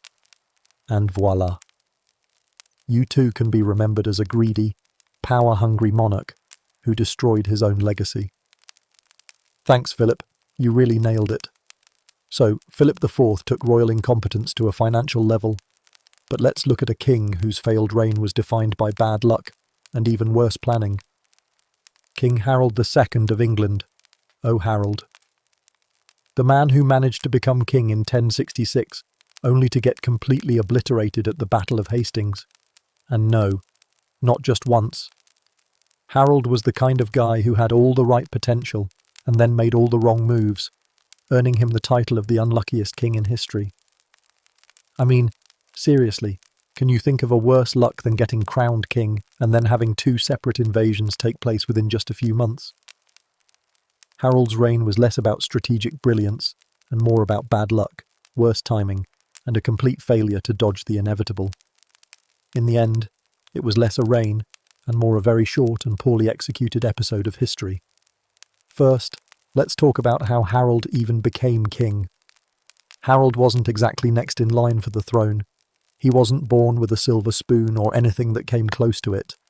In fact, when Edward the Confessor, the old and generally ineffective king, died, there was a pretty messy scramble for the throne.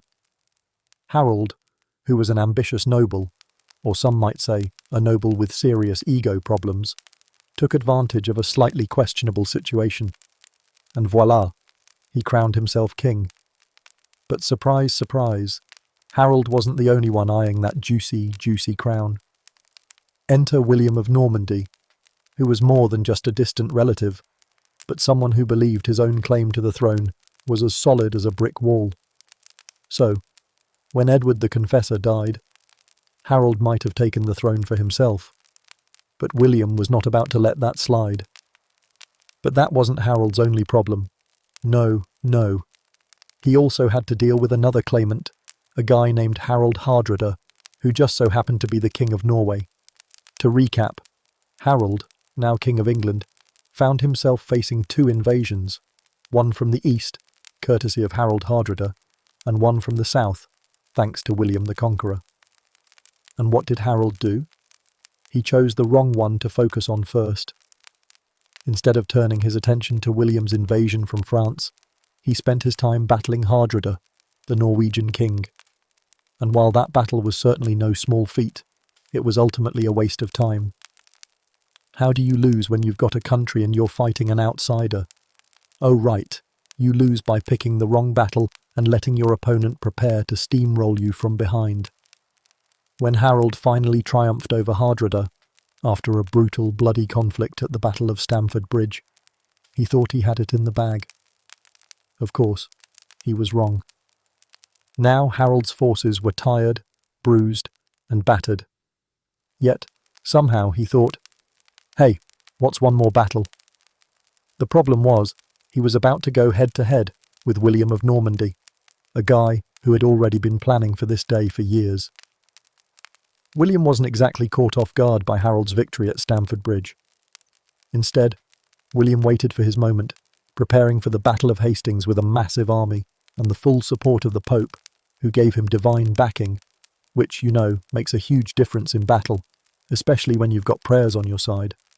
So Harold, in all his glorious stupidity, marched south to meet William. And if you're wondering what Harold's plan was, well, let me tell you. Harold didn't have a plan. He was exhausted from the battle with Hardrada, his army was tired, and they were all forced to march hundreds of miles to face William's fresh and enthusiastic troops. Oh, and don't forget about the fatigue, because Harold didn't bother preparing his army for another massive battle. This was supposed to be a quick, easy conflict against a man who had been training for years. Really? The Battle of Hastings was a disaster. A complete disaster. Harold, despite being the man who had won two previous battles, one against Hardrada and one against his own horrible luck, found himself defeated on the fields of Hastings. But there's more. It wasn't like Harold didn't try. It wasn't like he didn't give it his all. His men fought bravely and he, poor Harold, died trying to defend his kingdom. The real kick in the teeth. He died in a particularly unfortunate way. Rumour has it that Harold was shot in the eye with an arrow while still on the battlefield, making it not just a battle loss but also a sight loss. And let's be honest, getting an arrow to the eye as the final blow in a battle? Bad luck, bad luck. By the end of it all, Harold's reign, which lasted just a few months, came crashing down at Hastings. Just like that, he was dead, and William the Conqueror took the throne of England. But really, when you're a king, the bar for success is set pretty low. Harold didn't just lose, He lost in the most spectacular way possible after having the misfortune to get caught between two competing powers who were better prepared and more ruthless. Harold might have been a brave warrior, but he was certainly the unluckiest king in history. Let's break this down. Harold's biggest problems weren't necessarily about military incompetence. His real flaw was bad planning and fate. You can't really blame a king for bad luck, but when it leads to two major invasions and a catastrophic defeat, you start thinking that maybe this king was destined to fail. He had one job, to defend his kingdom, and somehow he managed to fail both times, once at Stamford Bridge and again at Hastings. It's like trying to juggle flaming swords while standing in the middle of a flaming pit. And then, of course, fate steps in, and you're hit with the biggest flaming sword of all, an arrow to the eye. Now, Harold will forever be remembered as the guy who got defeated by fate and bad planning, and his reign is the ultimate cautionary tale in what not to do as king. There's no miraculous recovery for Harold, no comeback story here. No, this was a one-shot reign, and it ended in the most embarrassing way possible. He wasn't just a king who lost the throne, he was the king who lost it all because he had the worst luck in the world. So, what's the takeaway here? Harold's story is simple. Never underestimate the importance of preparation, and maybe don't start a battle when you're exhausted. Harold may not have been a bad king, he just had the kind of terrible luck that made his reign a historical joke. You know, the kind of guy who gets to the top of the mountain and then slips on a banana peel. Good try, Harold, but sometimes it's just not meant to be. Harold II might have been the unluckiest king in history, but we've got a contender who had all the luck but squandered it in the most egotistical way possible. Let's unravel this royal mess. King George IV of England is the perfect case study of a monarch who had it all, and somehow managed to screw it up in spectacular fashion. George, crowned in the early 19th century, was supposed to be the pinnacle of royal sophistication, the epitome of English grandeur. Instead, his reign became a tragic tale of excess, selfishness, and terrible relationship choices. A king who couldn't decide whether he wanted to be a lavish playboy or a miserable recluse. For all his talk about leading a great empire, George IV's biggest achievement was mastering the art of decadence and alienating everyone who crossed his path. Let's start with George's most impressive skill: spending money. Now, most monarchs enjoy a little luxury, but George IV took it to a whole new level, and not in a tasteful way, but in a "my expenses are more than your entire kingdom's GDP" kind of way. He spent money on everything: food, fashion, gardens, art, architecture, and of course, his unrelenting need for food. We'll get to that. The Royal Pavilion in Brighton, which became one of his personal favourites, is a testament to his spending habits. George decked it out in the most extravagant style possible. Imagine Indian and Chinese influences, paired with fancy British opulence. It's like someone told him, "Hey George, what if we just throw every culture into a blender and see what comes out?" Spoiler, it was an expensive mess, and it was totally George's style. But here's where George's reign took a turn: his bad relationship choices. Sure, he may have been king, but his personal life was more like a train wreck. Let's start with his marriage to Caroline of Brunswick, which was a disaster from the very beginning. When George was forced to marry her for political reasons, he pretty much made it clear he hated her before the ink on their marriage certificate was even dry. He publicly loathed her, insulted her, and even tried to have her excluded from public events, like a royal Netflix drama that nobody could turn off. Caroline, in response, made sure the whole country knew about George's affairs, especially his love affair with Maria Fitzherbert, a woman he was in love with but couldn't marry, because she wasn't royalty. George, for all his decadence, couldn't figure out how to keep it in his pants, and he still couldn't manage his own love life. His court must have been like one big dysfunctional soap opera, full of bad choices, foolish drama, and embarrassing public moments. Now, Let's talk about George's most notable talent, his inability to rule. For a king who had everything, money, power, fame, he somehow managed to be awful at the job he was supposed to do. Despite being crowned king in 1820, George IV spent much of his reign either too busy partying or too busy being a completely unbearable recluse in his extravagant palaces. There was a lot of royal pomp, but very little governance. He was tied up in personal drama, and all the while, the actual affairs of the kingdom, like the ongoing tensions with France, the pressure of early 19th century politics, and all those pesky colonial concerns, were being ignored. Meanwhile, the British Empire was sitting there, desperately needing a king to step up and lead, and George was hiding out with his paintings, going on wild spending sprees, and indulging in unhealthy habits. The unfortunate truth is that George's reign came to symbolize self-indulgence in the worst possible way. He spent lavishly, rarely worked, and, when he did have to do something remotely related to ruling, he had little interest in actually solving the country's problems. He hated being king, but loved being rich. If you were looking for a monarch who had his priorities straight, George IV was absolutely the wrong guy. What did George do with his enormous wealth and power? He gorged himself on luxury while the world continued to burn around him. Whether it was food, fine clothes, or more personal pleasures, George never met a trinket or indulgence he didn't like. In fact, the only thing he seemed to do with any level of consistency was overeat, and not just in a normal person way, but in a I'm going to eat myself into oblivion way. The man was addicted to excess, and his health was suffering for it. It wasn't just his relationship with food that was unhealthy.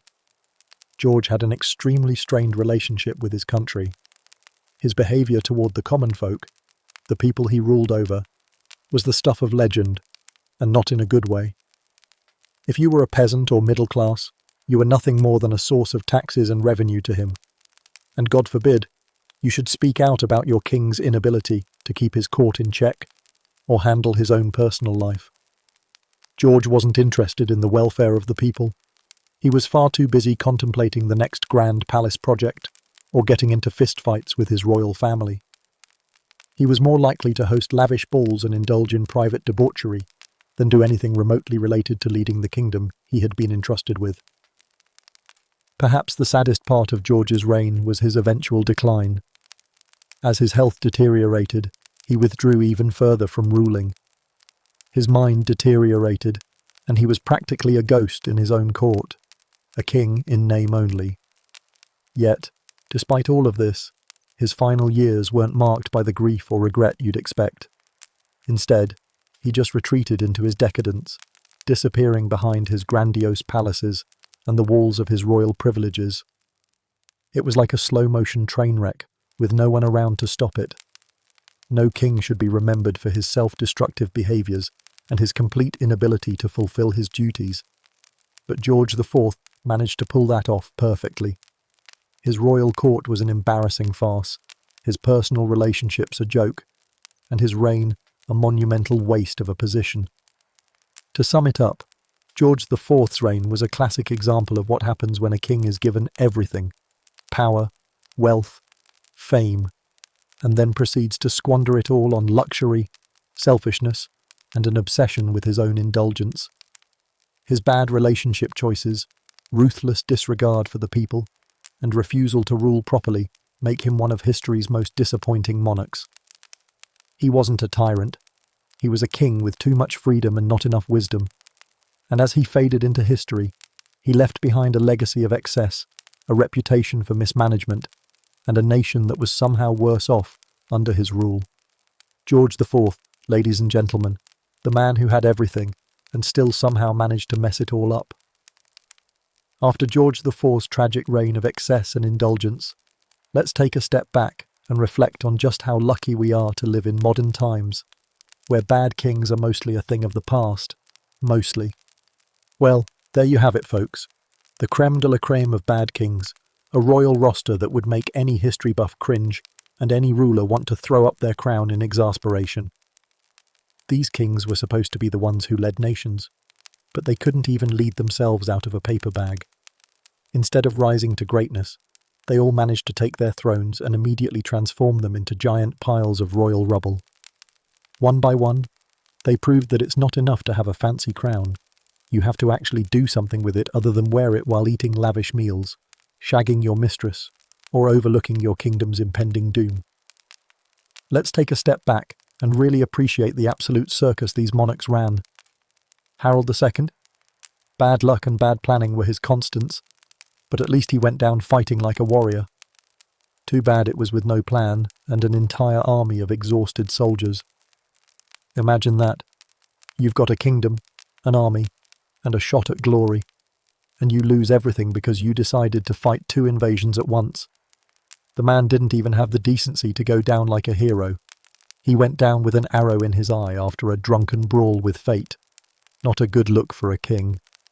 Then we have George IV, who spent his reign like a kid at a candy store, except, instead of candy, it was palaces, luxury clothing, art, and more decadence than any reasonable person could handle. Instead of running the empire, he was running straight into debt, poor health, and broken relationships. The guy couldn't even keep his own marriage together. And let's not forget, it's his job to make decisions for a nation, not just wallow in the opulent self-pity of his own creation. If there's ever a textbook example of how to be a king without actually doing king things, George IV is the one you should study. He was too busy being royal to remember he was also supposed to rule, and it cost him. And of course, King Philip IV of France, the man who was absolutely terrible at everything except pissing people off, especially the poor. What do you do when your reign is defined by greed, oppression, and the complete disregard for human decency? You've got to mess up pretty hard to be remembered centuries later as the king who ruined everything, and that's exactly what Philip managed to do. He alienated the church, exploited the peasantry, and started a massive scandal with the Knights Templar, all while still somehow managing to stay in charge. How do you do that?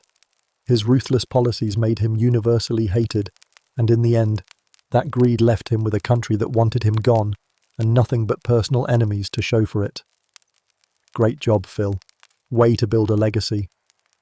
These kings couldn't even lose with grace. Some of them were downright bad at relationships, some were too lazy to rule properly, and others were consumed with their own ego to see the writing on the wall. In a way, they're the perfect metaphor for a bad manager. They're great at taking credit for victories they didn't earn, and terrible at taking responsibility for disasters they caused. The funny thing is, the more power they had, the worse their choices got. And when they failed spectacularly. From King Harold losing his kingdom over poor planning to King George IV, spending the empire's wealth on gold-plated bathtubs, they proved that royalty doesn't guarantee competence. And don't think for a second these kings would have done better today. Imagine Harold II trying to run for office. He'd probably lose his own campaign by forgetting to show up for the debates and getting into a Twitter spat with foreign countries. Or George IV in a modern setting.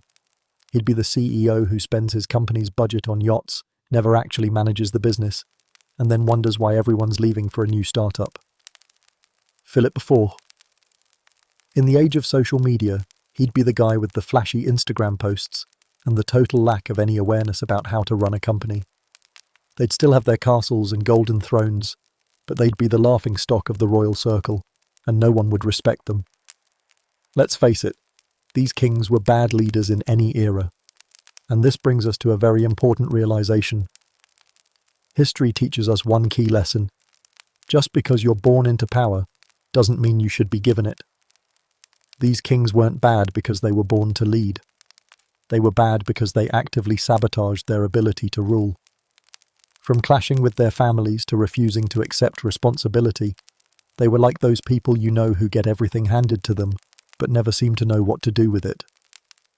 They had luxuries beyond belief, and still managed to ruin it all because they couldn't balance responsibility with indulgence. In a way, they're the ultimate cautionary tales for anyone who thinks that good fortune alone will lead them to greatness. If anything, it teaches us that good leadership requires more than just sitting on a throne. It requires effort, humility, and maybe just a little bit of sense. So what's the big takeaway here? We should all be thankful we don't live in medieval times, where a bad decision could lead to the downfall of an entire kingdom. At least now, we don't have to worry about a king getting so mad at a commoner that he orders their execution over a minor insult. We don't have to fear a ruler who spends his days overeating and his nights scheming against his own allies. And most importantly, we don't have to live in a world where it's somehow acceptable for a king to lose his kingdom and not even bat an eye about it. It's like looking back at these kings and saying, how bad could it have been? Well, pretty terrible. And as for these terrible kings, don't worry, they're not forgotten. They'll live on forever, not as great rulers, but as the kings we all want to forget. And thank goodness for that. Because, as we wrap up this royal failure parade, we should be thankful for the fact that we don't have to live under any of these rulers. If we did, it's safe to say that we'd all be a lot poorer, a lot sadder, and probably a lot more confused as to how on earth we ended up being ruled by such colossal idiots. History, my friends, has a way of reminding us that sometimes the best thing about living in modern times is that we don't have to live in the past. And so, brave soul, we've reached the end of our royal escapade.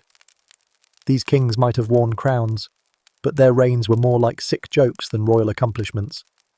Thanks for sticking around. If this little journey through medieval disaster had you laughing, cringing, or genuinely thankful for modern plumbing, then we've done our job. Want more chaos and bad decisions? Scroll on the left for more tales. See you in the next one.